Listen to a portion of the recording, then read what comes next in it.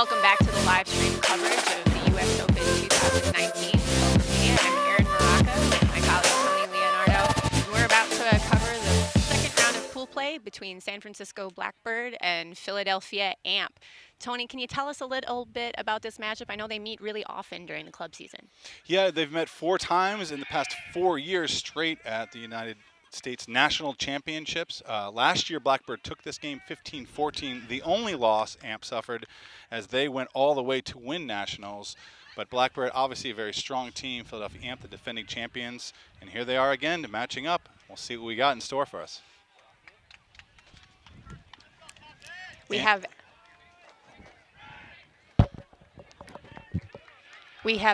Amp pulling from the, looks like the left end zone to start this game. Still in the mixed division here this morning. A couple of rules we talked about last round are centered around the gender ratio. We heard a lot from the Amp leadership before the game that we should be looking for more 4-lady lines from Amp. Obviously, they have a very strong contingent of female competitors. We're really excited to see them power through this pool play round, but it should be a good game no matter what. It is getting hot here in Minnesota. I'm putting on my sunglasses. Tony and I are sitting in the direct sun. It is Minnesota, which means it's also pretty humid, but pretty lucky still that it isn't stifling. Obviously, the wind not quite developing yet today, but we saw it impact a few throws in the last game. Not feeling it right now, but when it does come, I'm expecting it over behind our kind of right collective shoulder as we look onto this field right now. This is the gen zone they're pulling from. Is Amp. I did hear the flip of the toss for the determination of the pull here. Amp, you're looking at right now in red, Blackbird to receive in white.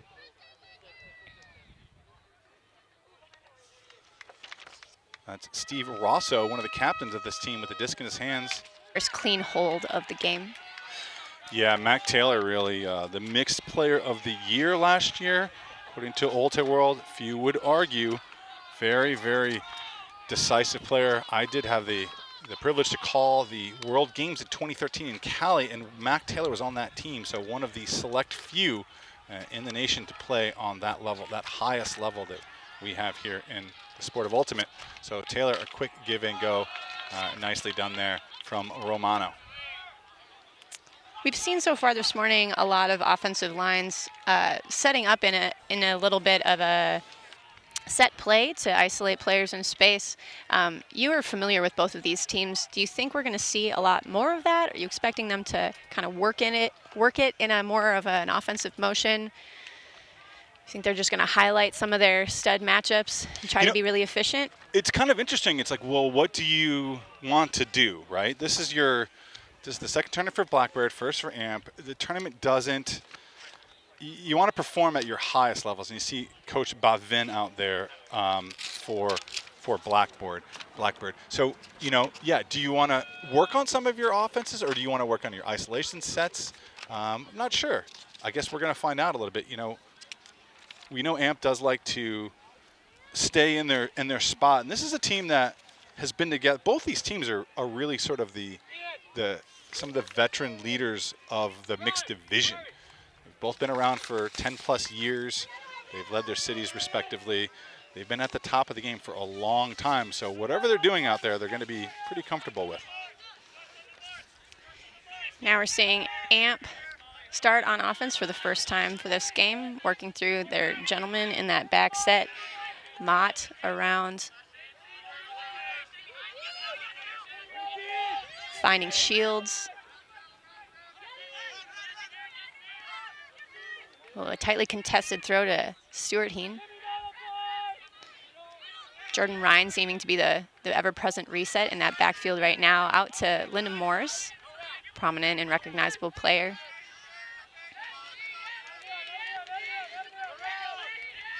Working the break side here, an incredible D there by number 84 from Blackbird. Unfortunately, I don't see a number 84 in the program, so I'm not quite sure whose name to put on that. I'll get credit nonetheless as that flow hung up there a little bit for Mott. Mott can get up in the air, so number 84, it's smart to go up early on that one.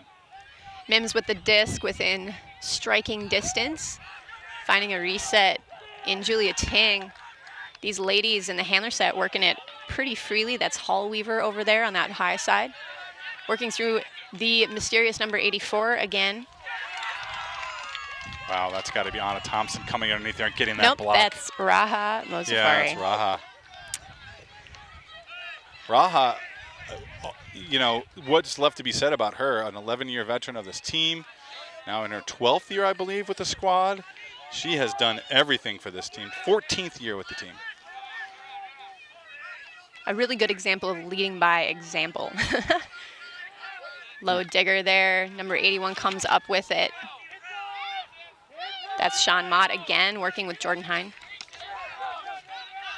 Trying to release in the deep space, but the Blackbird men are bracketing back there. This is Stuart Heen. And that pass is bobbled. Unfortunately, Bobby Roos unable to hang on there. Yeah, you don't want to get burned by Mott deep, so they switched on him, and it worked out in their favor, even though there was an open Roos on the under. Corey Lee break throw there to Adam Farron.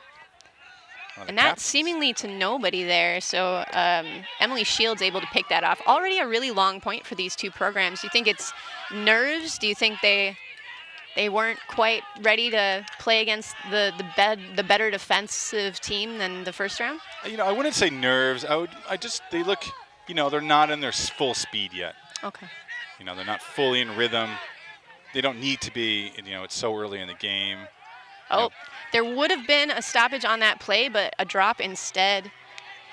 So we will have Blackbird with the disc and another opportunity to get a first break of this game. Well, that's the third opportunity now for Blackbird. Surprising they haven't yet converted. But again, it's been a little sloppy. That is not looking good. Tim Gilligan putting that out, I think thinking a little bit too hard about that backhand. Maybe the wind is a factor. It feels like it's only, you know, we put up the graphic, it's only about 4 miles an hour, but that is exactly the cone that it's coming from. So maybe just a little bit of wind in the face is enough to overthink a pass right now. And looks like a timeout. Timeout called by AMP. All right, Tony, maybe this isn't your wheelhouse, but if you're leading a huddle right now for AMP, who is the offensive team, what do you say to try to get your team kind of refocused? Because that's all it looks like is happening right now. Well, I say, look, you know, we came all this way. Let's play. You know, let's play. Let's not worry about this or that. They've had 2 fumbles basically. Like Roos, another veteran on this team, had a drop, and I think he had another one. So I'm sure his team has his back. You know, right? Like no one's going to come down hard on anybody. This isn't like old school style where you used to start like, you know, if you're not going to get your head in the game, you're out. You know, so I think it's just like the entire time, or you can put 7 people on the line who can also turn around and get an amazing D, like Raha did, right? To make sure that even if it's not a clean hold, it's a hold nonetheless. So hopefully we see something clean and pretty here from AMP. I'm sure that they would appreciate it. Their D-line probably chomping at the bit to get out there again. Roos bolts deep. That opens up Raha underneath. Raha boosted. That's number 84 again with a D. Would love to know his name. Yeah, he's karate chopped 2 of them now. So that's a great matchup for Blackbird on Sean Mott. They've clearly focused on that. Julia Ting to pick up for Blackbird. She's also the spirit captain of Blackbird. Contested, Linda Morse in that lane makes it difficult for Molly Hallweaver. And AMP again with an opportunity to pick up here from Jordan Ryan. Yeah, like that from a clean look from Linda Morse. Didn't get the disc, but just the fact that she got in the vision of Hallweaver forced that drop. A little bit of poaching, sets up a big swing to Raha. Back to Hearn. And he fires for AMP number 18, Emily Shields, and that is a hold. I love seeing AMP use their women. I mean, they're fearless in putting it at any point at any time. You know, Raha Mozafari will look deep. She shoots it deep to Mott. Doesn't work. They'll come right down, fire deep to Emily Shields, who's kind of basically covered, but the throw is perfect. Definitely. Well, that first O-line point should have given a lot of data at the very least to both teams about tendencies and what can happen. It looks like Blackbird trying to poach some lanes and kind of sink in there and make big throws hard. Maybe they do know that those hucks are coming to the women and are trying to, stay in the lane an extra second to make it a little bit more difficult and make the throw a little bit worse. But unfortunately, the downside, of course, is that Raha Mozabari is open kind of wherever she wants to be right now. Okay, we're going to go old school here. Lucas Dahlman, tell us who's number 84 in your team. That's number 84 is Shane Early. Shane Early, cool. Thank you. AKA the guy that goes up early. Shane Early, a.k.a. the guy that goes up early. Shane Early. I like the rhyme there from Blackbird. That was Lucas Dahlman giving us the insight into why we don't have number 84 on our sheets. But now we do, and you've seen him twice make 2 Ds. Shane Early.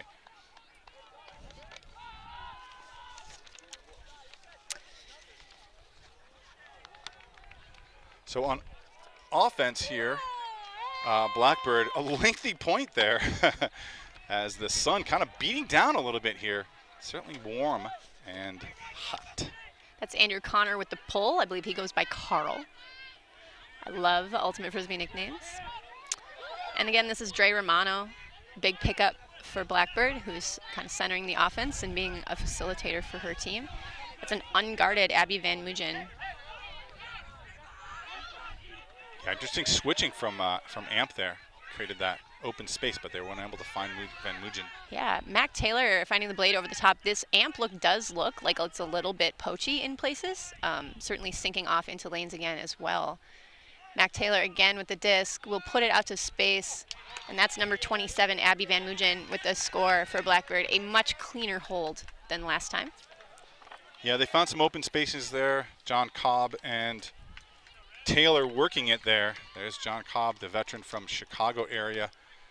As we see him make some moves. He saw him a couple years ago win Beach Nationals with Point Break, that squad. So, it's cool that everybody gets to cross over. The talent on this Blackbird, talent on both sides really is remarkable. But Blackbird, its origins really, Aaron, we talk about a little bit, or you hear discussed in the mixed game whether the soul of mixed is at a crossroads, and whether Snake Country and Space Eater, these two teams that are brought single gender division players traditionally over from the women's and men's side to play mixed and then crush everybody else.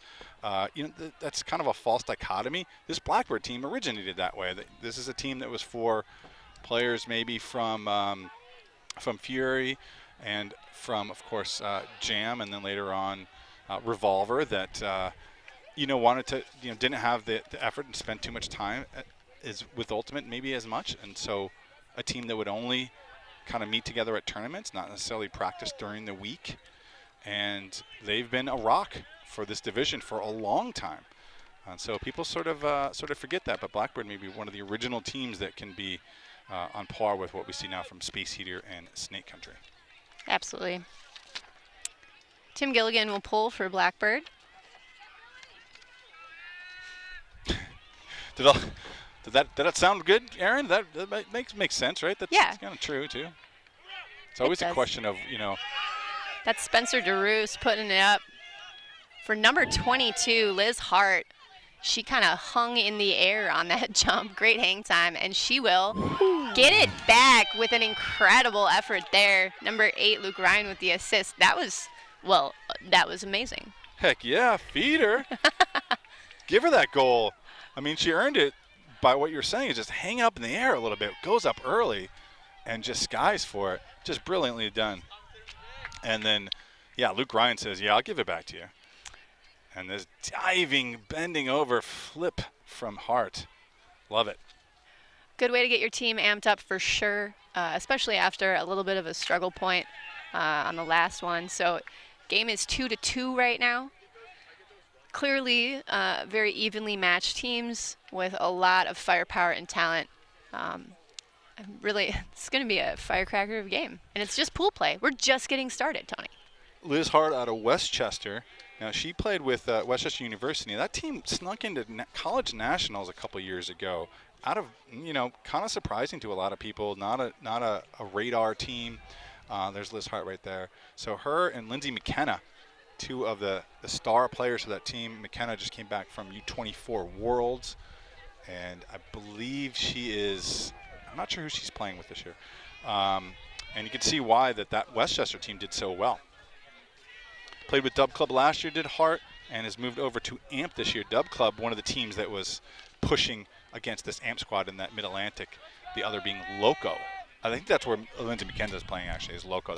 That's the Westchester-based team. Westchester about 45 minutes to an hour west of Philadelphia. So that's the scenery for you there. That's Steve Rosso pull out of bounds, and we will see number 24, Dre Romano, pick up again. Dre is in her first year with Blackbird, having played with Fury for a long time. She's finding number 35, Lucas Dahlman. Again, some poaches leaving some people wide open in space. That's 32, Vivian Chu can't quite find 35, Lucas Dahlman. And a fast break going for AMP. They're looking for number 44, Max Charles, and he puts on the burners, and that is a break. Yeah, Max Charles playing excellent defense on Dahlman, was bodying him off. Dahlman had to fend him off, and then when he tried to get that cutback to get that dump, Charles was sort of like in the area a little bit, and then he just burns down the field. I watched the semifinals last year. Charles made this very similar like play where they got a D and he just ripped down the field and the bomb came up right away. You see DeRoos just jack it up there. Like that fast break mentality on a D-line like AMP's. They have a lot of kind of experienced athletic bodies who can play smart defense, and then clearly the stamina and the closing speed to take shots like that. It's a good way to tire out an O-line. It's a good way to demoralize teams if need be. Just in general, I'm a fan. I'm a fan of fast break. What can I say, Tony? We saw it in the last game as well. Just taking advantage of that of a quick turn when Snake Country just immediately bombed it downfield, especially against the player who is involved in the turn. So just heads up by Charles. You know, his man is looking behind for the disc as it was thrown behind him, and there's that moment from Dahlman. Curiously, you know, Dahlman known as a defensive player, one of the stalwart defensive players who played with Revolver and won a number of national championships with that team. But of course, Dahlman also came from the mixed scene. He was also a national champion with the Polar Bears out of San Francisco to start his career. Here's another poll by Andrew O'Connor, a.k.a. Carl. I'm seeing that Carl went to Lehigh University, so I'm going to need to go talk to him later because I went to Lafayette College. And so you know the scene. And that makes us rivals, I think. You know, 15 years removed, but what can you do? We got Blackbird moving in motion against an AMP person defense. This is Cobb, back to Dre Romano. Using her left-handedness to break marks, seemingly it will. Ooh. Wow. Saw that coming. Oh, there's an injury. There's an injury on the field. Danielle Walsh gets that block, and we're going to make sure she's okay here. Hope she didn't hyperextend anything. For Blackbird, down it is number 7. Rachel Holes. Looks like we might be calling a trainer soon. Yep, there are some high-pitched whistles trying to get the attention of a trainer. Looked like Walsh came in pretty clean on that. Not sure there was any contact at all, but the surprise of the defense might have gotten Holes out of position when she landed. So she'll scoot off to the side a little bit, and we'll check up on her in a bit. We'll make sure to update y'all at home when we have a little bit more information about what's going on, but the observer's directing traffic and letting us know how to continue this point now.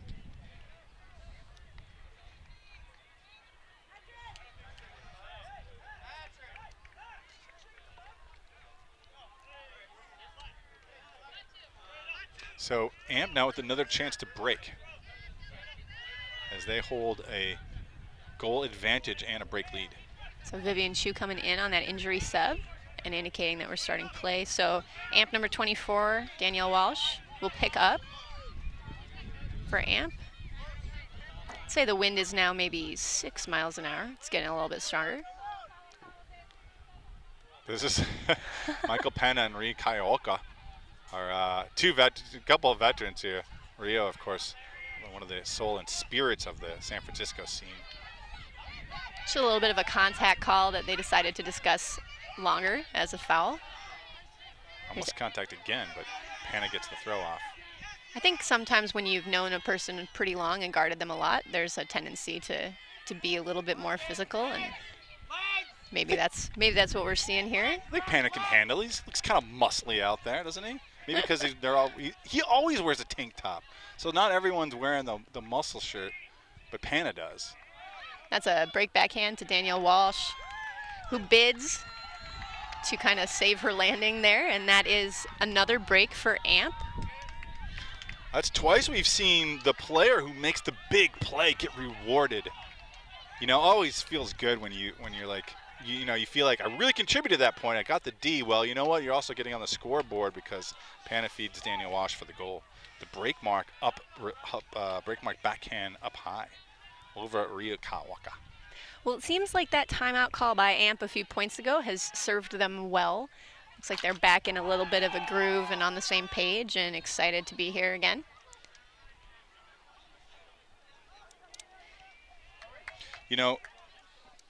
This is a great quote from Linda Morse. We were talking to some of the captains from AMP, and she said, my teammate Bob Baru says that he thinks that mixed is unique because it's the only division where all the best players can play together on one team. And that's kind of what this Philadelphia team is, to be honest. The Philadelphia men's and women's teams are not the top teams in Philadelphia. It's this team here. It's this AMP team.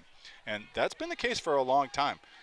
Philadelphia Patrol has been trying to get back into the scene. They are a nationals level team, but they aren't going to win nationals anytime soon. And the women's team Green Means Go has been, a strong team for a while, but really you have to go back to the Philly Peppers actually for a team that was a nationals quarter semis contender, and that was a long time ago. So the elite, the best players in Philadelphia, and Philadelphia is a big scene for Ultimate. They want to play mixed, and they do a great job of it. Always good for a little bit of historic trivia. That's Tony, literally the author of the history of Ultimate. I'd never heard of the Peppers. That's amazing. Philly Peppers? Yeah. They were known for dancing. They were actually would have a Philly Pepper jig that they would dance during their breaks, and they were one of the first dancing teams I could think of. We'd see Revolution dance. We saw AMP just dance now, but the Peppers were one of the first I remember. Got to stay loose. AMP puts out a four-lady line, and that was a great defensive bid, but that's early number 84, whose name we now know, with that clean hold for Blackbird. AMP, of course, still up 4-3. Yeah, the bid there from Luke Ryan, but Shane Early is really doing great out here. So, and this was a tight window here, but Schulhammer not afraid to put it up. Schulhammer, I'm sorry, and knowing your receiver, like, hey, Early Shane's going to get this one, and he does. And Luke close, but not close enough from Luke Ryan. So AMP's still up 2 breaks here. And they're going to receive to start as we see their line go out there now. Morse, Jordan Ryan, again, handler number 33. Morse, who made that play earlier. There's Shane Early having a game. And I think we're going to see him throughout the season. Yeah, I hope to see him in future programs. It took me a while to get that one. I'm sorry. I am a details person. I would love to have a source of truth. That's all I'm saying. Number 7, of course, that injury call that we unfortunately had, Rachel Holes, seems to be up and walking around. So that is an excellent sign. Very happy to see her moving around. Aaron, one thing I remember distinctly when talking about tournament locations is you want a tournament that the fields are really great. So if you do land kind of funny, this is springy fields here. So the National Sports Center here in Blaine, and you just feel a little bit more safe and a little bit better about that. And you're going to be a little better protected playing on nice fields. And so one of the benefits being here in Blaine. AMP is working it through a male handler set right now through a Blackbird zone, and trying to shuffle a lefty push pass through a cup does not turn out well for them. So Blackbird on the run here. That's number 99 over there. Tim Gilligan with the disc. Working with Corey Lee on some really tight lanes here, but in a kind of give and go fashion, and another stoppage.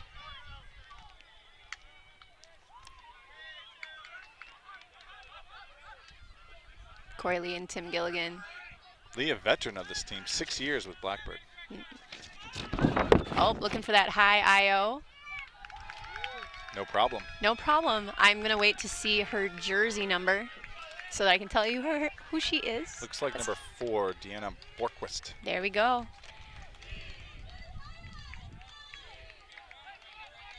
Yeah, see, it wasn't crazy. Gilligan from the San Diego area. I was asking Bavin about him.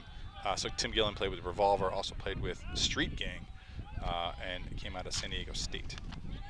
I love this column in the program and in the notes about all the teams that all these players have played for, because it is just a ridiculous list of talented teams, just up and down.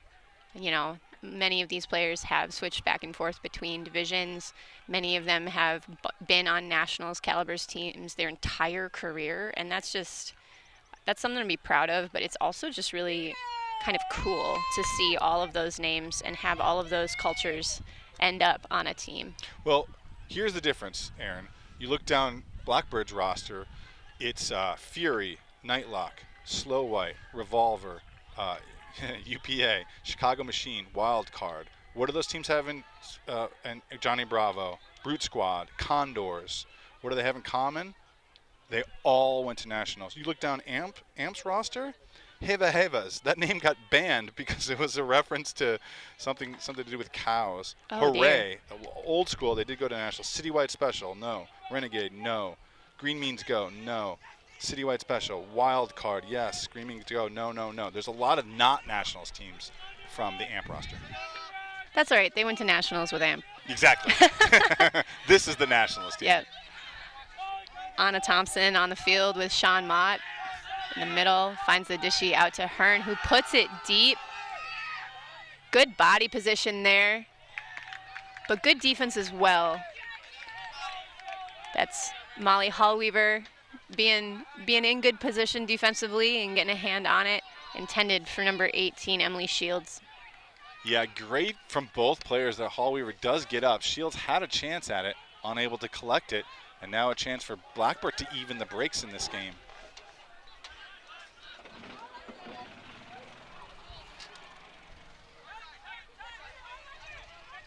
Ting with that left-handed break.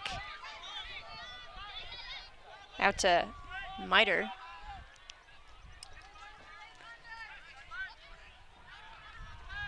Downfield lanes looked a little bit clogged. This throw easily intercepted by Anna Thompson, who feeds Liz Hart again, who is just really good off that turn in motion, making some strong moves.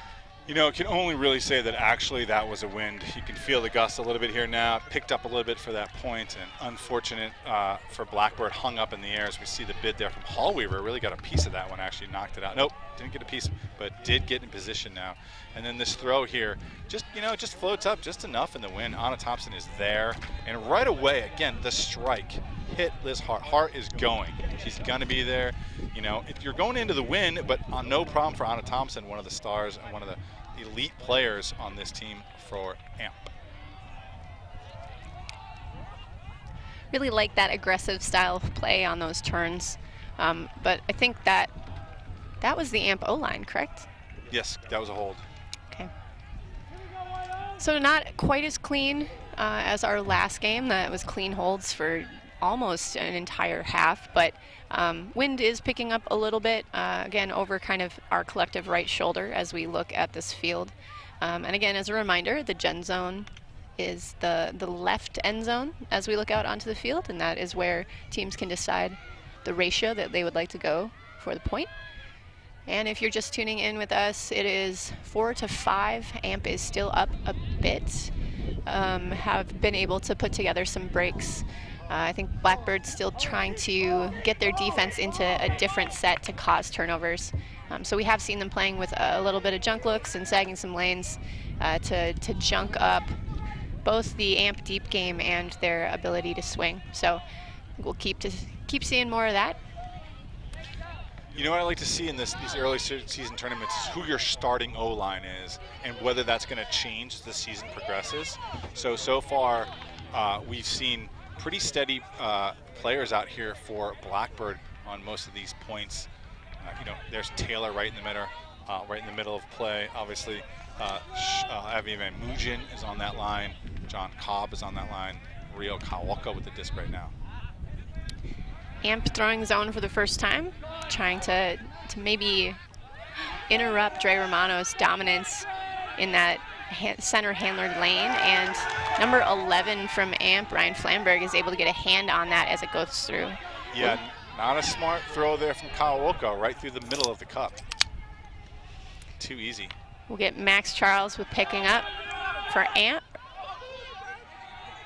Sideline over here really wants him to go deep, but he goes high on that side instead, and Nardelli gets up to catch that one.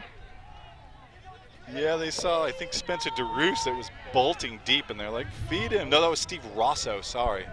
Rosso was going deep, and they wanted Max Charles to send it. Blackbird doing a good job of kind of coverage there and getting a little bit of a brackety feel in the backfield. Max Charles trusting his receiver. So now we have Steve Rosso knocking on the door, trying to find a reset. We'll find a left-handed throw. That's to number 71. That's to Flamberg, actually, number 11. Oh, there we go. I just caught the wrong number on his jersey. So Flamberg, again, I think, being rewarded for his defensive hand in that zone. That's the third one we've seen, right? The second one on D. And yeah, you're right. I wonder. So as a coach, Aaron, have you said if you're making the play, you make the cut? It depends on the situation, but I think the general consensus is if you get a D, certainly in the backfield on a handler or on an under, that if you take off full speed and aggressively, that like the worst thing that can possibly happen is you pick up a matchup that is trying to cover. You might even pick up two defenders, and any time that you can kind of overload the defense and make them commit to you twice, you leave a teammate open, probably with a lot of yards to gain. So there's basically no downside to being aggressive about that. Also just positioning yourself in downfield and trusting that your team is going to work it down to you instead of hanging out and worrying that you might be out of position. Yeah, so Flamberg wasn't even anywhere near the action there. So to me, I just wonder if, I don't know, like sometimes when you make a play, you get your adrenaline's running and you wanna score that goal. And we've seen that now twice from Amp. Just proves that we need a column in the stat sheet called bookends. Yeah, exactly. First was from Daniel Walsh, second there from Flamberg. Yeah, Michael Panna pulled that, and it was inbounds, which remarkably is maybe one of the first inbound pulls of the game. That's probably an overgeneralization, but Mac Taylor with the disc for Blackbird, guarded by Michael Ing. That's a matchup to watch. Here's Vivian Chu finding Abby Van Mugen downfield, guarded by Linda Morris. Back to Chu. Van Mugen and Romano have been out every one of these O points. Yeah. Viv getting Mac Taylor there. Looking at the scuba for Cobb, but can't find him. Yeah. Vivian Chu doing a lot this point. Have a soft spot for her because she's a product of the Minnesota Ultimate scene. But Dre Romano ends up scoring that point off a Mac Taylor assist. But shout out to Vivian Chu for working this disc a bunch in the reset. She played Minnesota YCC. She played for Armstrong High School. She was a Minnesota product, so I will always be proud of all of the Minnesota players that go on and do great things in the world. She's getting some home cooking coming here then, right? You get to hang out with your family. I would make her dinner. Yeah. If she asked. I appreciate her a lot. She's moved all over the country. She had some time in Detroit and played on some teams out there, and really happy to see her make this roster for Blackbird this year. It's a big step for her as a young player.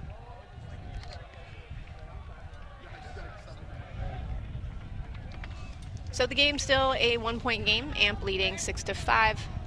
Some hidden breaks in there by Amp, I think. Blackbird's still working on getting some of those back. Have thrown a couple lane poachy type defenses to try and muck up the Amp Huck game for sure. And I think we are seeing Blackbird go for ladies on this point. In the gender end zone, so they decide. Yep. Even though they're on defense. One of the things I really like about mixed is that there are strategy sets that you can use in mixed that like probably wouldn't work and aren't valid in that kind of gender matching division. You can have your male players do something completely different than the female players on your team, and it makes for some really interesting like tactical puzzles.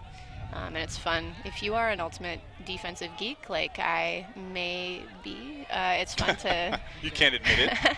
It's fun to think about the different kind of patterns that you can throw, the different combinations. Oh, this is a peel play. Looking for Mozavari, but well guarded by Ting in the backfield. But Amp is going to work it through Anna Thompson, like you do. Right, and this guy, And Mott. this guy, Mott. Having a lot of touches for Amp so far, and they can kind of hang out together in the midfield and do whatever they want. Yeah, exactly. Like that, just, Mott a lefty. Anna Thompson not a lefty that I'm aware of unless I'm wrong. I feel like she could play a whole game lefty and still probably be better than me, for sure. I don't know if Sean can play a whole game righty. Oh, that's an interesting. Regardless, they are finding, I think that's 11, Corey Lee. Kind of all tight spaces in there. That was a very handler-centric point. Fun to see Amp attack in different ways, maybe known more for super aggressive deep shots. This is just all the little dink and dunk, reset, give, go, kind of tight lanes. Well, what this is Shane Early and Sean Mott. And twice now, so Shane Early has to face guards here. Shane Early twice got him up in the air. Mott went to the sideline. He took off his tights. He was wearing like long pants. He's not wearing them anymore. No, it's hot. It's very hot. But he played, last year in Nationals in those long pants for quite some time. Anna Thompson's still wearing her long pants. But Mott has shed the lengthy wear and is down to the shorts and is also not making those deep cuts maybe. Stays in the backfield and gets rewarded with the goal. So he means business now. That's right. I love when that happens, when players are like, you know what I'm going to do? Change clothes. Yeah. Because that is what my mental switch needs to be in order to change me from the mistakes I've been making to the all-star I know I can be. I'll go over and I'll like decleat and I'll change my socks. That's a good one. Yeah, and then I'll be like, I'm ready. And the socks will save me, will make me a better player. Yeah. I once knew a player who, when he was playing poorly, had to change everything he was wearing. Oh, man. So he brought like a suitcase because he had multiple kits in there. Here's Carl again with this big pull. My arch nemesis Carl that he doesn't know about yet. We'll talk about that later. It'll be fine. So Amp still in a person defense, but doing a little bit of switchy with the ladies in the big parts of the field. Now, I like that set from Blackbird there. They came out horizontal, Dahlman on the side over here. They drag him across the field on purpose to open up the deep cutter under, and that was a well executed pull play there. I really like that that Amp is putting Bethany Eldridge on Dre Romano here. Oh, Carl. I don't think Andrew Connor touched it, but he managed to get enough pressure on that receiver that a bounce off the fingertips was made. That receiver is Steve Sullivan. Interesting, he has moved out to the West Coast. He is known as one of the earliest, one of the co-founders of the Slow White franchise and team from Boston mixed squad. And Dahlman here will easily D this up as the countdown A little bit high. of flair.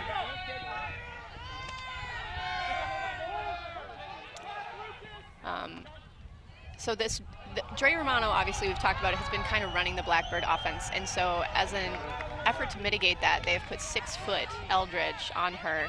I think trying to, again, make the throw looks a little bit more challenging and those lefty breaks also a little bit more challenging. It's been an interesting personnel change. A couple of these high high passes have been well caught.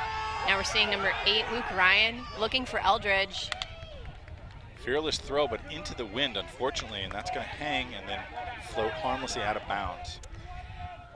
You know, the wind does not, it still doesn't feel that strong to me, but I'm wondering if there's like the second layer of air, right? Yeah. So Yeah. maybe it is 5 miles an hour under about 10 feet, and every time we try to go above about 10 feet, the wind plays a bigger factor. It's probably moving a little bit differently. Oh, this is well defended again. That's, again, number 8, Luke Ryan. Ooh, they're going to discuss this. Dahlman saying he got him with the body on the second attempt there. Luke vociferously disagreeing. To be a fly on the wall in that conversation would be so interesting. Oh, I guess we...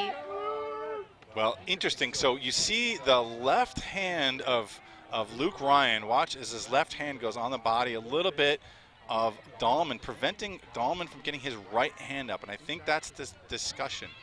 I think if you just watch this in real time, it's hard that you would rule this against Luke Ryan. But when you watch it slow there, you could clearly see that he kind of got some contact on Dahlman. I think they're going to send this one back. No, it's coming back, no call. There you go. Well, Dahlman, a defender himself, so recognizes game on that. Absolutely. Well, a huck look right off the bat. A little aggressive play there. They keep doing that, Aaron. When whoever gets the play is getting the reward. Danielle Walsh with excellent placement on that throw, by the way. Not out to space, just like right into that pocket on that high. I guess that's technically the low side, but the home sideline for those folks. That was a great throw. Here's Andrew O'Connor. Gonna throw a break up line to number 24, Danielle Walsh, who is also trying to put together a little bit of a game here. Yeah, for sure. Love the women on this AMP team. They are all good, and they're all making plays out there. If Walsh doesn't rip that 50-yarder downfield, they aren't in this position, so she gets rewarded. And that's a break for AMP to take half. Is that right? Is that where we are right now? Did we end up at half already? It sounds. It doesn't feel like it. It's been a little bit sluggish. It has, but certainly an interesting first half for viewers at home. Again, this is kind of a storied matchup. They meet quite often. They know each other well. It's going to be very competitive. So while we're here at half at the U.S. Open 2019, second round of pool play again in this mixed division, happy to have you join us on the live stream. Remember to follow along and tell us where you're watching from and who you're rooting for. We're going to be doing some trivia, I believe, when we come back from halftime, but we're going to take a quick break now.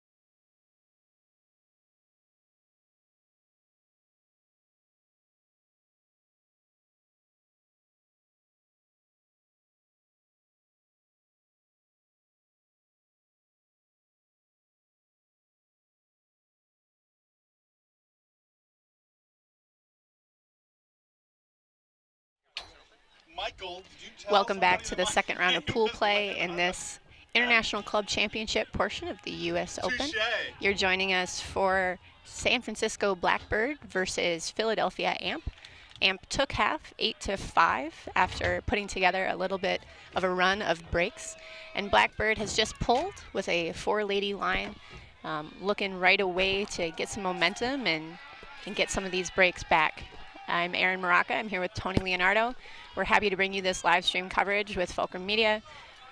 And we hope that you are keeping track of us and interacting with us on the live stream comment field. Love to hear from you about where you are right now in the country, who you're rooting for, what you're excited to see. Obviously, a lot of really exciting players on the field. We're close to midday here. So Tony and I are out in the hot sun and trying to stay hydrated up here. Can't imagine what it feels like down on the field right now, but that little bit of breeze is probably pretty refreshing and keeping everybody in their zone. Excited to see Blackbird kind of make a run here. I would love for this to be kind of to live up to the hype of this matchup and how close it always is. Obviously, I can't control that or the variables that contribute to that, but good fan of good. After that, and about a month, and then, of course, national championships. I think you might be right. I think Amp has a win in this tournament. But they haven't won the Triple Crown because they would have had to win. Right. Yeah, nationals. It's still, I think, yeah, it's still a pretty rare feat to win all three. Obviously, the U.S. Open serving more as kind of a midpoint. Dre Romano just breaking marks all over the place, finds Mac Taylor. An excellent attempted bid there by Butrika on Amp, but we're seeing Lucas Dahlman again put together. Dahlman going deep. Number 19, Ryo Kawaka finds him, and again another bid from the Amp defender, but that was okay. That was well played. Jake Butrika there on the bid, but watch this pickup from Ryo Kawaka. We'll lace this lefty pretty far, which is great. I mean, just absolutely bombs it down there. But a little piece of the disc from Butrika. He goes up early, number 70 there. Doesn't touch it, but gets in Dahlman's eyes. But Dahlman manages to stay with it. And then the flip spike is nicely done from Dahlman. Wow, way to keep your concentration there as it went off his wrist. Butrika, one of the new players for Amp that they're excited about. Still a 3-point game here. Looks like Blackbird in the gen zone will select 4 men for this ratio right here. Oh, so we have the observer up now. So we can hear the observer, FYI, if you hear that on your broadcast.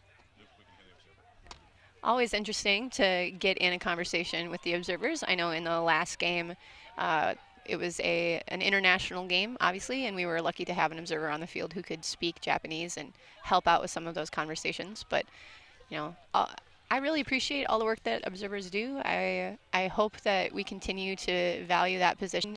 And sorry, we missed the meat of that conversation. Viewers at home, we're coming in as they resolve it. So Amp will take an injury sub and come in with the disc. Blackbird is in a 3-3-1 zone, and Amp is working it into those narrow spaces.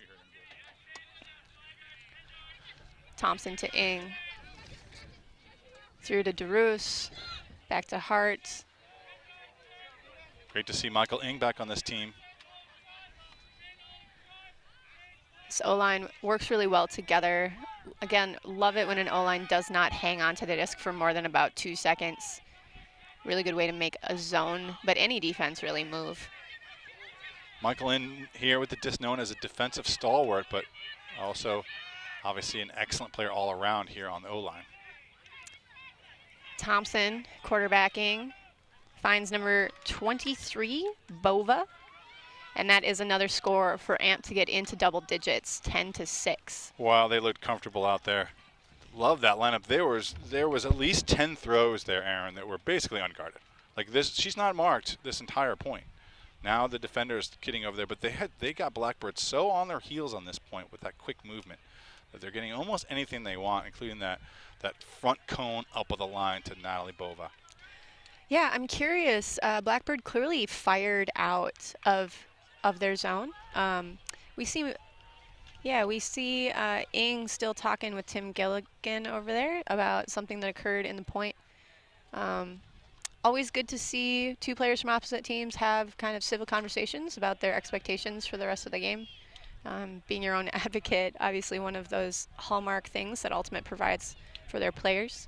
Hope that they figured something out there. And Well, the yellow card was issued earlier, and I don't know if that, yeah, who. exactly who that was on, but that's probably what that conversation was on between Ing and Gilligan. Yeah, usually when physicality reaches kind of an unacceptable place for teams, they run through their spirit captains and they let their spirit captains kind of handle it and talk through, where that tacit agreement of physicality lies between the teams.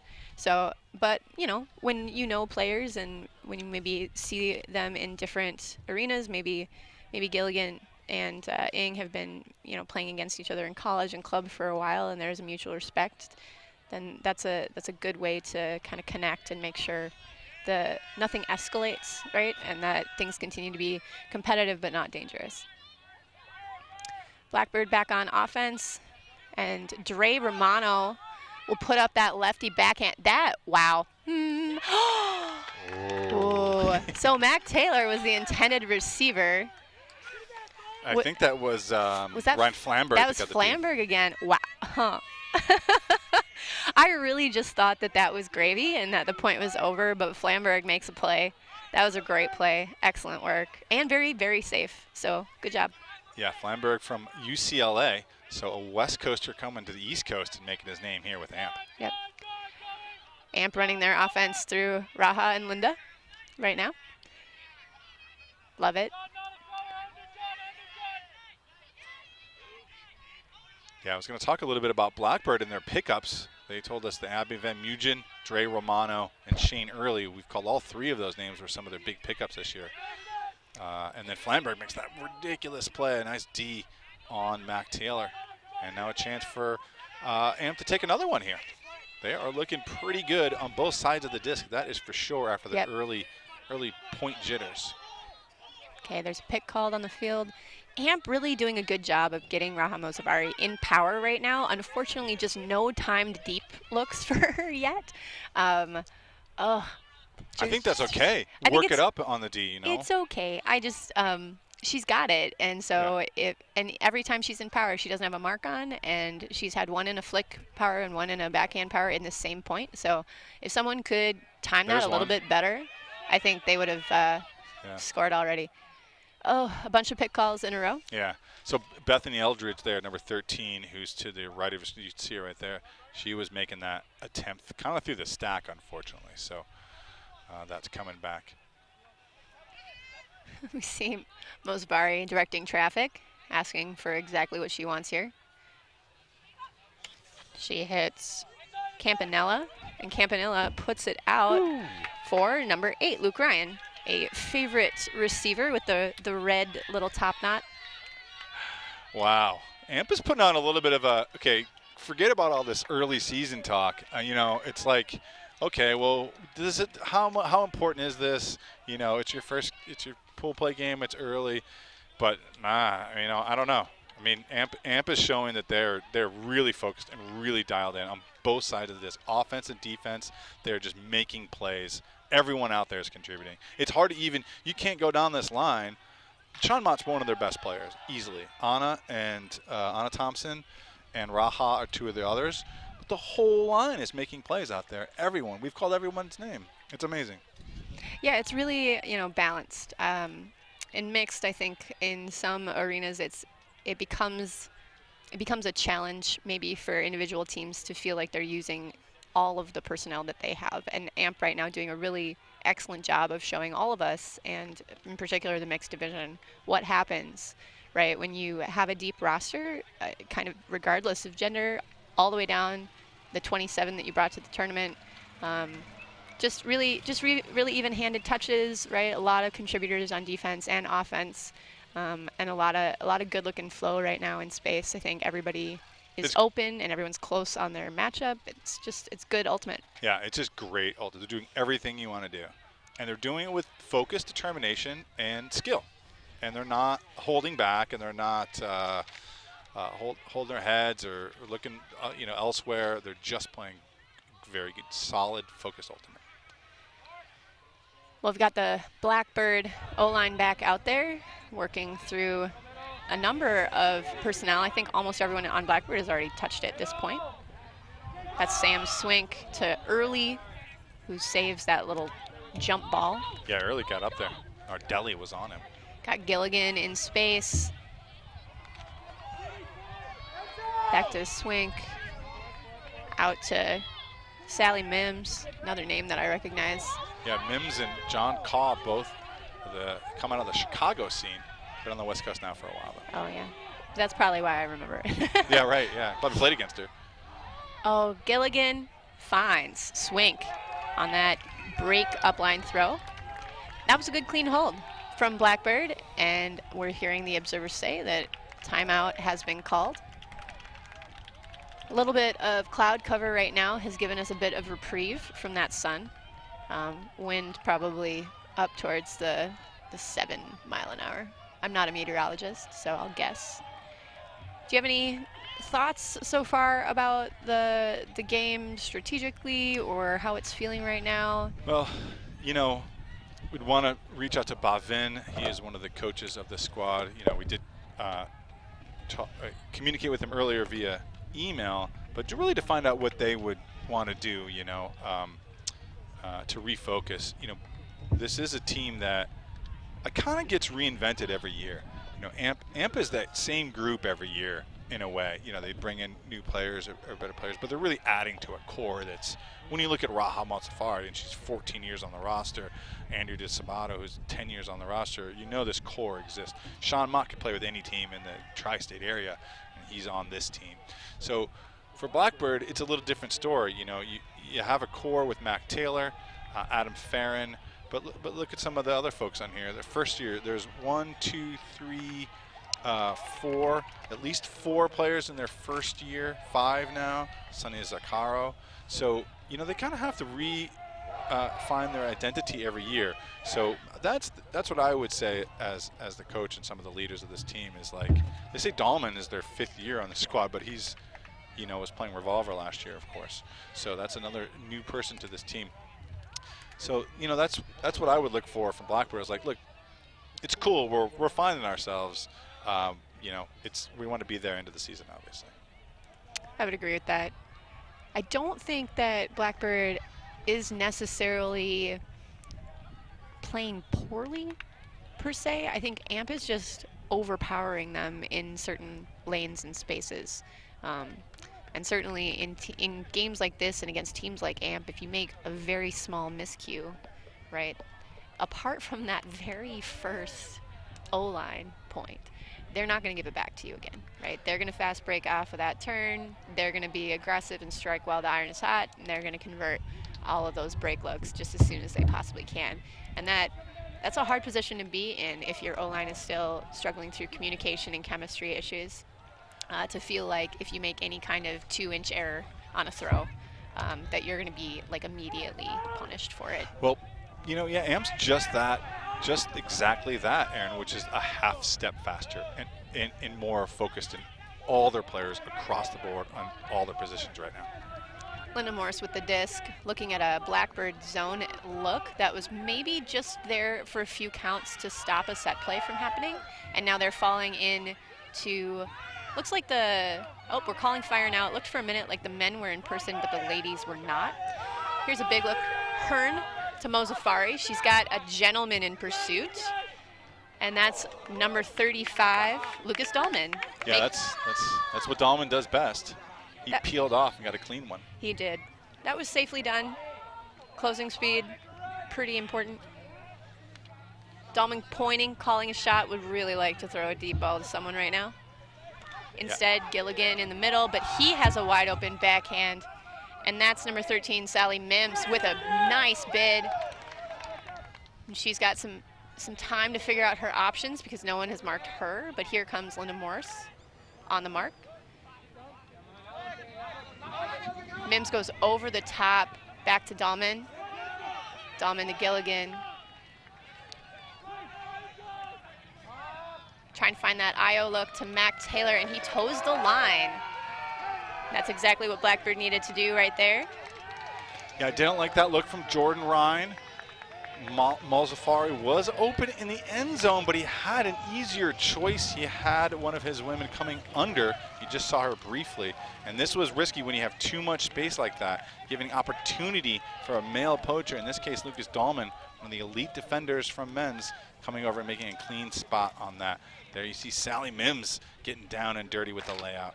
Love that from Mims, a veteran who's been around this game for a long time and on some of the great teams. Really appreciate the trust, though, from AMP.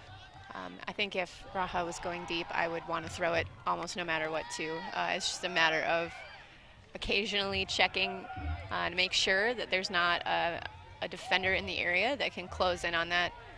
Also a good lesson for guys in mixed, right? They have to keep Dahlman honest. Exactly. Like the male cutter over there has to make sure that Dahlman doesn't do that.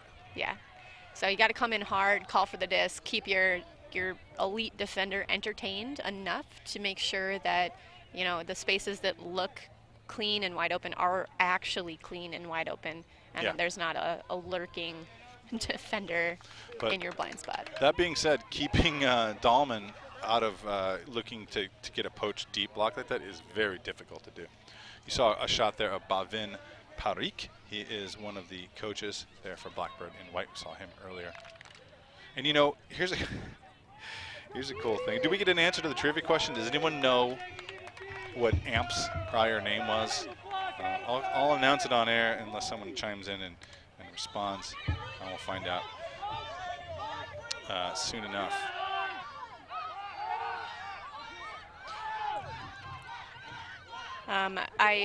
I know we were talking about Mac Taylor earlier, and I think you said he may have been the player of the year last year. I believe he was the offensive player of the year last year. Of course, homegrown hero Sarah Maxroth was the player of the year from Dragon Thrust. So just a point of clarification. I know we give out a lot of awards, and that's really fun to do. Maxroth is pretty good. That's a good choice. I know. I think we'll probably talk enough about her in other games, but just wanted to make sure that she is a great two-way player too. So that makes a lot of sense that Taylor was the offensive player of the year. He is super smooth on offense, but we do not see him on defense that often. Yeah. This Hart here now with the disc, she has been playing great. She has, working with Hearn in the backfield. Another thing I appreciate about AMP is they seem to rotate a lot of people through into that handler set. Like they trust their players downfield, they trust them in the handler set. Really with Hearn kind of being the steady rock in that backfield. Hart again with the disc.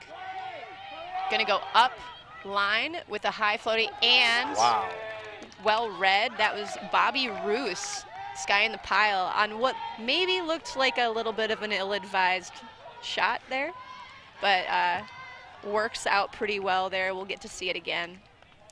You know, that's not the first time that they've put it to that corner. We saw Mott's going there, and you know, sometimes you just got to do that.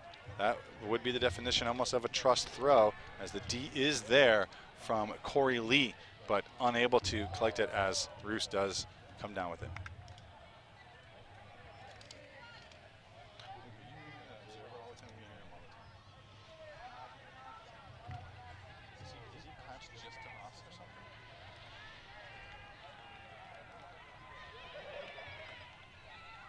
So it looks like we are taking a heat timeout. Yeah. Which is interesting. Do we get a heat break? Do we get a heat break? We'll have to check with our producers on that one. No, we do not get this. Just in, Tony and I don't get a heat break. I will drink some water. That's good. Current score is 12-8. AMP is up, putting on a little bit of a clinic here in kind of fast break, aggressive style of play. Really two kind of juggernaut teams facing off with a lot of history between them. It is only 82 degrees, and I say only because I live here in the summer. So this is hardly the hottest tournament that we've had here, but I appreciate that the observers want to keep everybody safe. It is important in this humidity when you're losing a lot of liquid to put it back in your body. Amp looking good, doing some handstands on the sideline. Blackbird stretching and talking through their sets and strategy with coach. I think we don't really know how long this heat break is going to be, so I'm going to go ahead and give us a little bit of break so that you all can maybe watch a little bit without my voice in the background. So we'll see in a few.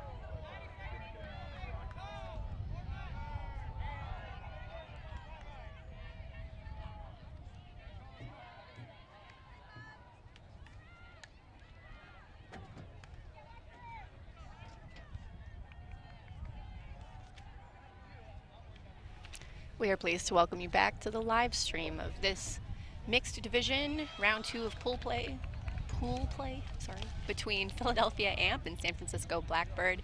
The current score is Amp 12, Blackbird 8. We are returning from a heat timeout. It is rather toasty here in Minnesota. I'm Erin Maraca. I'm here with Tony Leonardo, who knows kind of everything about Ultimate. Tony, can you maybe tell us a little bit more about Amp and their road over the course of the season, maybe some of their culture items and how they find success as a team?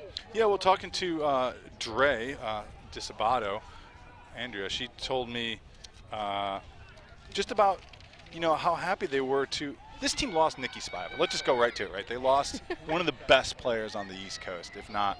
Yeah, he's up there. He's top 5 male player, East Coast. Now playing with Trucks. Returned to Truck Stop. Crushed it for them last year. And they come out here against this Blackbird team, and they haven't missed a beat. They look just as good, if not better, than they did with Nicky Spiva out there. So that, to me, lends to the culture of this team.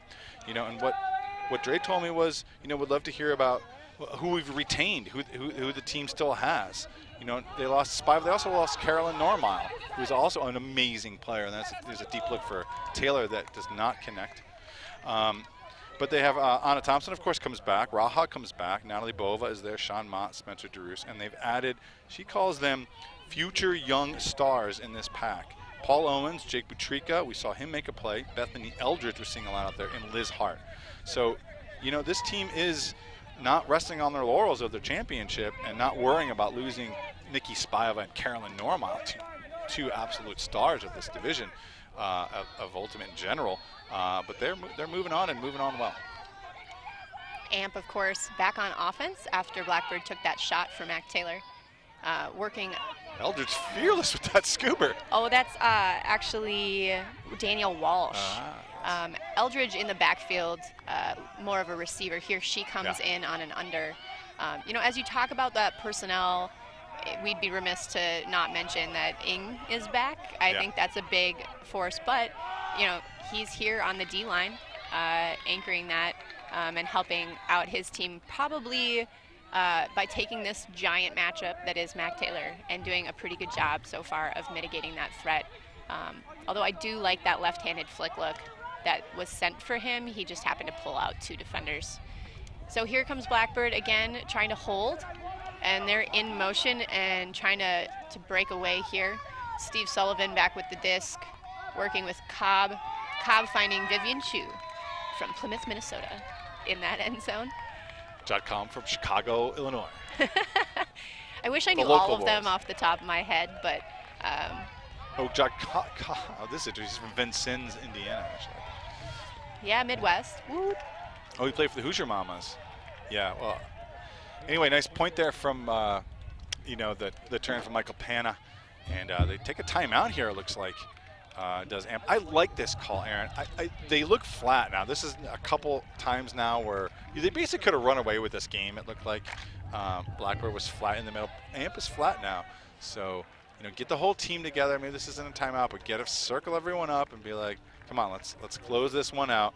Let's play hard to close this one out. It is really hard to maintain energy for an entire game, let alone an entire tournament, right? Yeah. Trying to keep up that hype for your D-line and that calm for your O-line, especially in heat, right? So all those variables combined, it takes a lot of mental discipline to try to monitor that energy level and at least keep it on that even keel for your team. But we've seen a lot more of these kind of ups and downs for teams. But, you know, we're still at the midpoint in the season, and a lot of teams use US Open to you know, kind of keep working on stuff. A lot of teams that we talk to kind of think of the whole season in terms of like phases, right? Like phase 1, phase 2. And I think there are a lot of teams here who might still be in phase 1, right? Which is still just chemistry building and trying to figure out who belongs on what line. So interesting. Will be interesting to come back later and compare how personnel are used on both of these teams as they advance through the season. On to Thompson with the disc, out to Ing. Ing is playing 2 points in a row now, had just taken that Mac Taylor matchup on the D-line. We see DeRoos with a really pinpoint perfect throw to Luke Ryan. It's hard to miss him with that little red top knot. I think you can just look for that and throw to it. You know, Luke Ryan played that excellently because he's got 2 defenders on him, and he jumps in on this one. He kind of comes up. DeRoos with an unmarked four-side backhand. So he sort of hesitates, does Luke, and then he goes up Ryan here and gets it. A really clean weight hold there from Amp, who are, you know, feeling good when they have their D-line on the field. An interesting move there from Blackbird, who has been coming down in zone a fair amount. I think that might be the first point in a while that we've seen their D-line come down in a person defense. And usually a forced backhand is helpful against a team that hucks because you can see that shoulder blade coming and try to hop the lane. But in that case, that backhand just went off. Yeah, too easy in a way. I mean, the defender, Sonny Zakara, was there.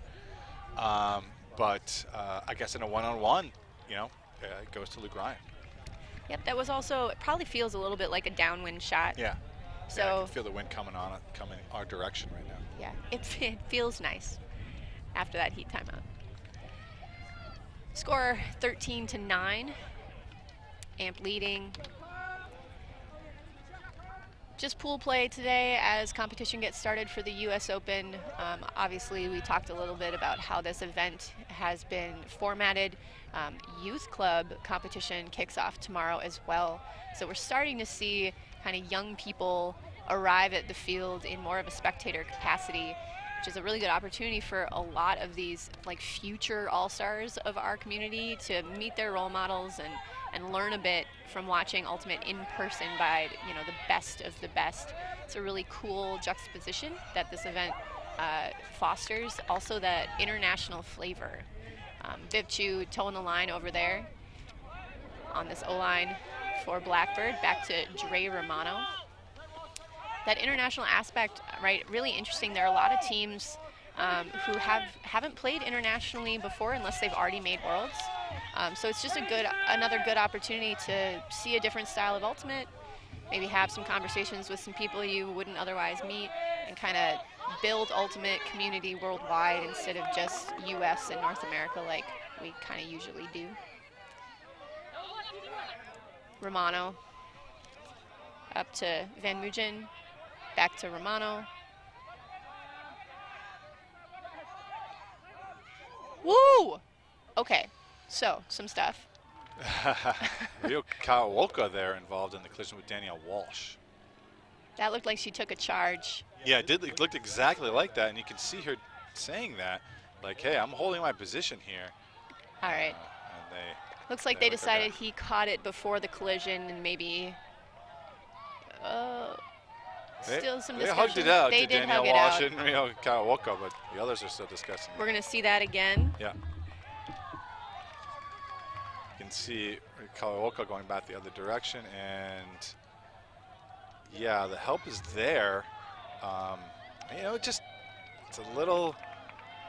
I don't think. I guess Kawaoka came from the blind side. Danielle Walsh didn't see him, perhaps. You know, that's a tough play. You know, I want to say if Walsh was a big, gigantic male defender, they might call it dangerous play on that person. Because Kawaoka made a clean cut to what looked to be an open space. But when you're in tight spaces, I don't know. It's really just a bang bang play, as they say, when you watch basketball, where is this a charge or is this a blocking foul? You know, very similar. Yeah, she took that contact like she comes from basketball. You're right. And she gave us the charge the blocking, the charge foul. She had her blocking, hands crossed around her across her chest to take that contact. That brings it to 10-13. Blackbird with an opportunity here to maybe stack a D-line and try to cause some mayhem here. That's always the goal of a D-line. I think there has been some contact on both sides this game, and obviously some conversations that are ongoing. I've been so far pretty pleased with how long conversations are taking. The observers haven't needed to mitigate that at all. It seems like everyone's still in good spirits and having adult conversations about what's going on the field, and that's always good to see. Blackbird doing their little trust bird dance there with the clap and the flap, so to speak. This is the stick mic. Luke, if you can hear this, you can hear us. That's me talking on that. Great. So Amp O-line coming back here. Blackbird in a little bit of a handler poach, or maybe a clam, perhaps a clam. Sometimes it's hard to tell. Wind really picking up here. Yeah, it feels like all of a sudden it went from a very negligible You can hear it. situation to maybe more impactful. Obviously a lot of elite throwers in this game who aren't going to be bothered. Linda Morse trying to sneak deep, but fortunately it's just become a little bit harder of a throw. Mozafari working in the backfield. It's Jordan Ryan right there, number 33.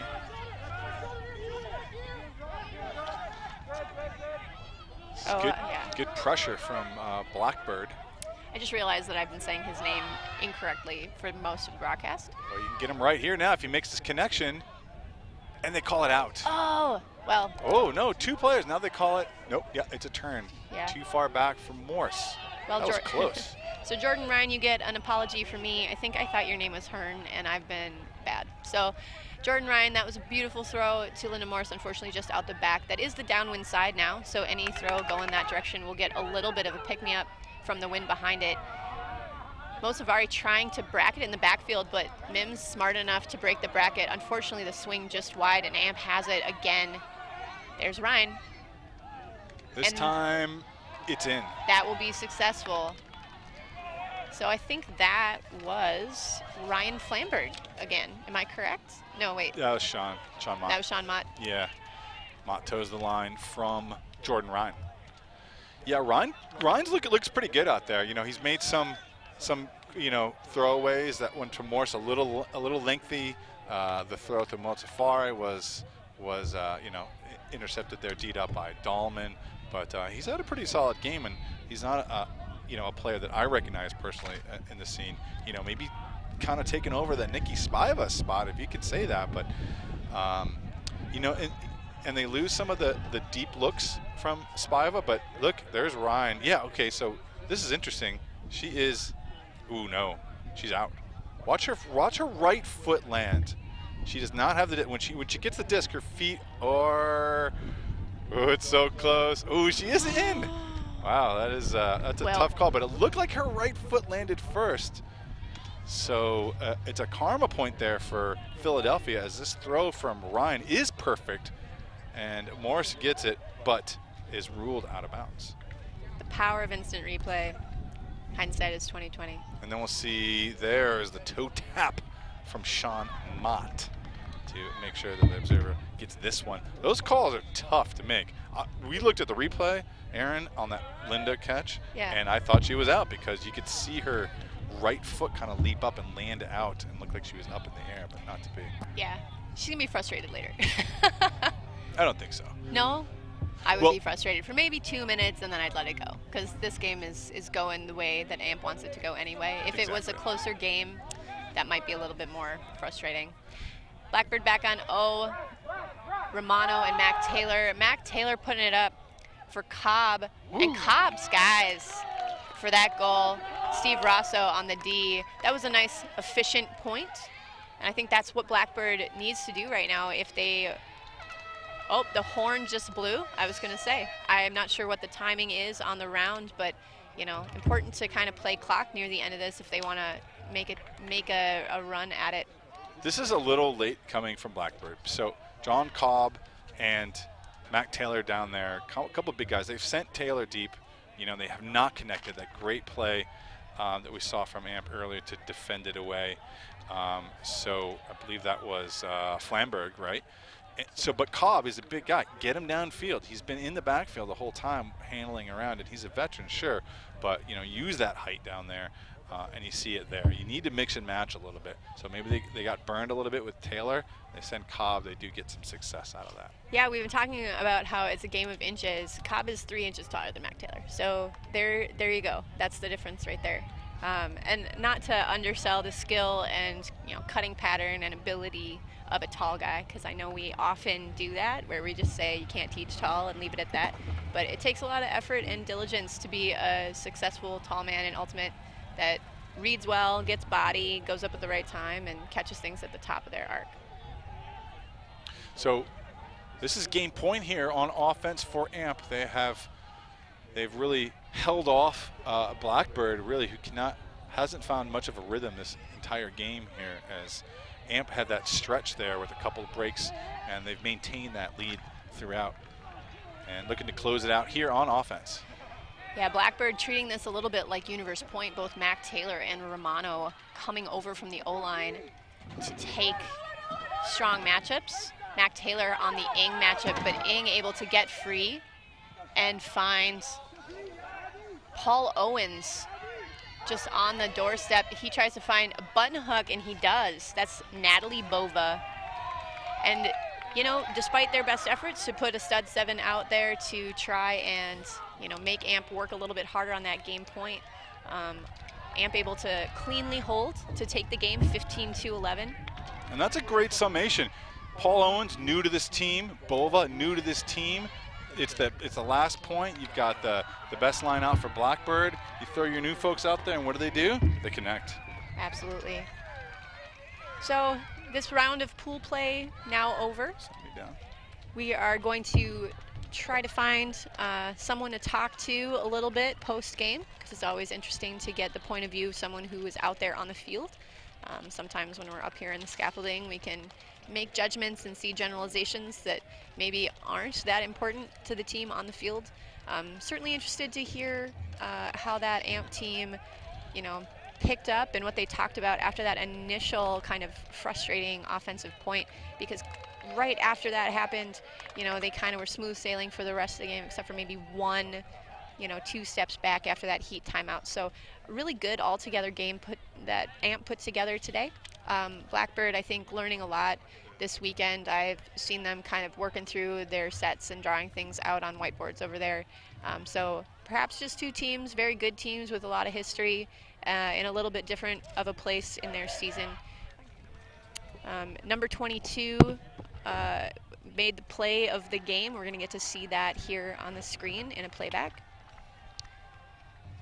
Just an amazing layout from Liz Hart there. That was early in the game.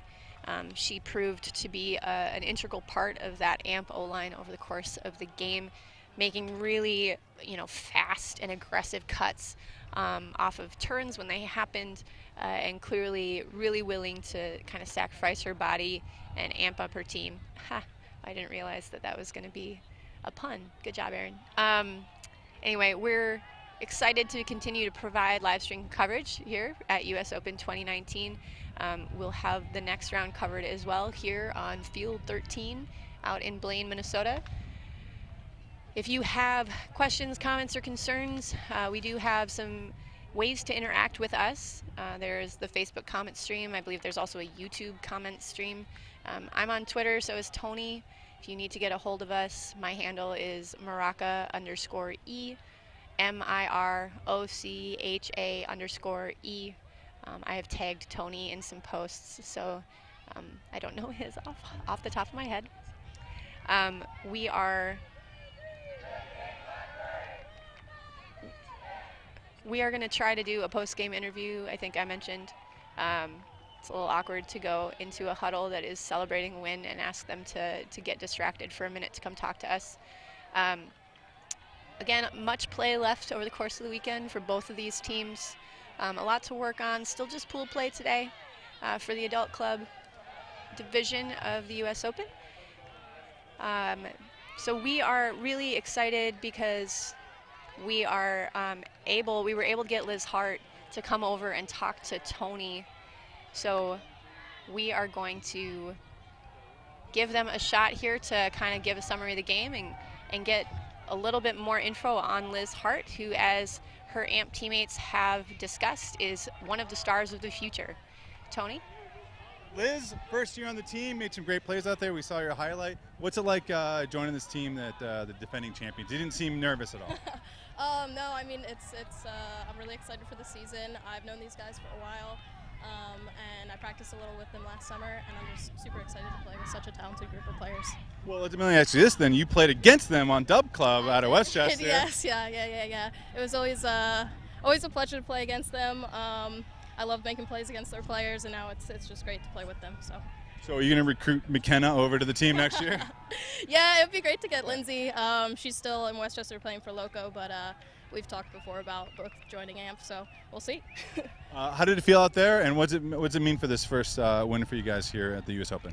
It felt pretty good. I think we had a little slow start, but our team's really good at kind of just building on energy. And I think once we got that energy up, we were feeling good and started rolling. So I think if we just keep doing that, we can keep getting some wins and have some fun. Great. Thank you, Liz Hart. Great playing. Thank you. Good luck. Thanks.